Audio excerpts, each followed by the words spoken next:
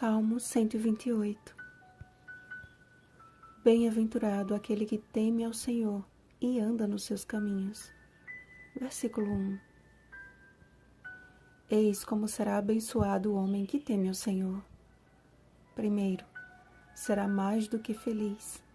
Segundo, estará satisfeito com o seu trabalho e tudo lhe irá bem. Terceiro, terá um casamento feliz e filhos que o honram. Quarto, terá longevidade e saúde para conviver com seus netos. A paz que tanto almejamos inicia quando reconhecemos que ela só pode vir de Deus. Ele é a fonte de toda a paz e de toda a felicidade. E o que dizer do temor? Afinal, o que há de tão importante nesta ação a ponto de ser uma das últimas advertências que deve ser proclamada ao mundo nestes últimos dias? Leia Apocalipse capítulo 14, versículo 7. O temor a Deus tem a ver com confiança, obediência e amor.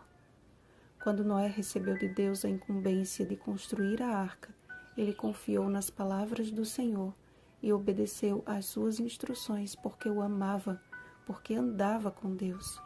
Gênesis capítulo 6, versículo 9. E o resultado foi a sua salvação e de sua casa. Sifrá e Puá foram tementes a Deus, preferindo ser fiéis a ele do que às ordens de Faraó, e Deus lhes constituiu família. Êxodo capítulo 1, versículo 21. Josué, diante da indecisão do povo, tomou uma firme decisão. Eu e a minha casa serviremos ao Senhor. Josué capítulo 24, versículo 15. E Deus abençoou a sua descendência e o fez longevo. Josué capítulo 24, versículo 29.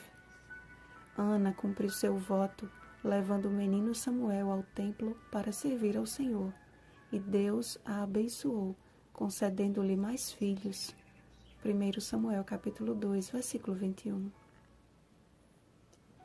Diante destes e de tantos outros exemplos na Bíblia, podemos ter a certeza de que há bênção quando tememos a Deus e andamos em seus caminhos.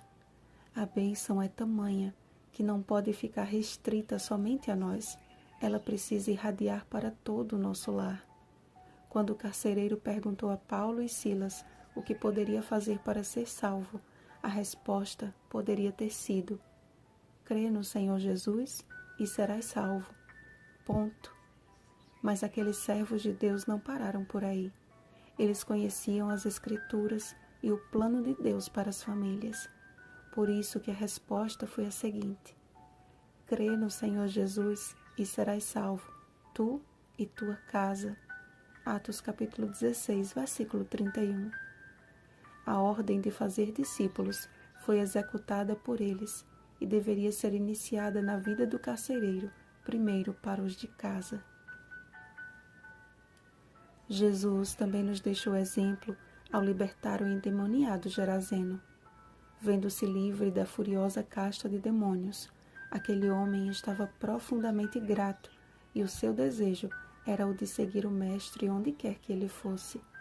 Mas Jesus lhe deu a seguinte ordem: volta para casa e conta aos teus tudo o que Deus fez por ti. Lucas capítulo 8, versículo 39. Compreendem, amados?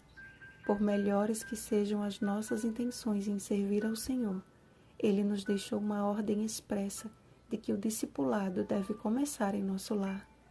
O carcereiro não obrigou sua família a aceitar o mesmo evangelho, mas a mudança que ele permitiu que Deus fizesse em sua vida foi o que levou toda a sua casa a fazer a mesma escolha. Talvez você esteja esperando que um grande prodígio aconteça para que sua família tome uma decisão ao lado do Senhor.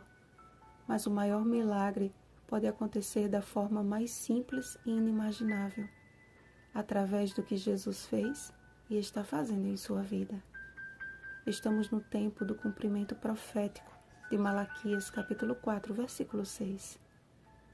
Ele converterá o coração dos pais aos filhos e o coração dos filhos a seus pais.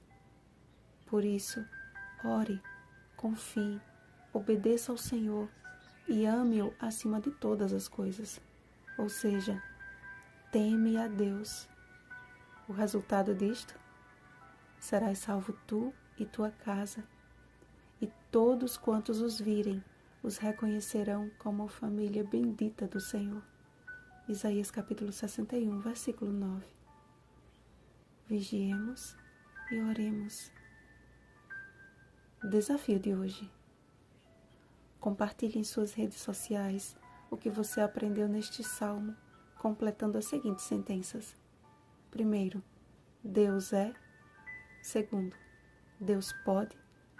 Terceiro, Deus quer que eu. Bom dia, salvos pela graça de Cristo. Rosana Garcia Barros.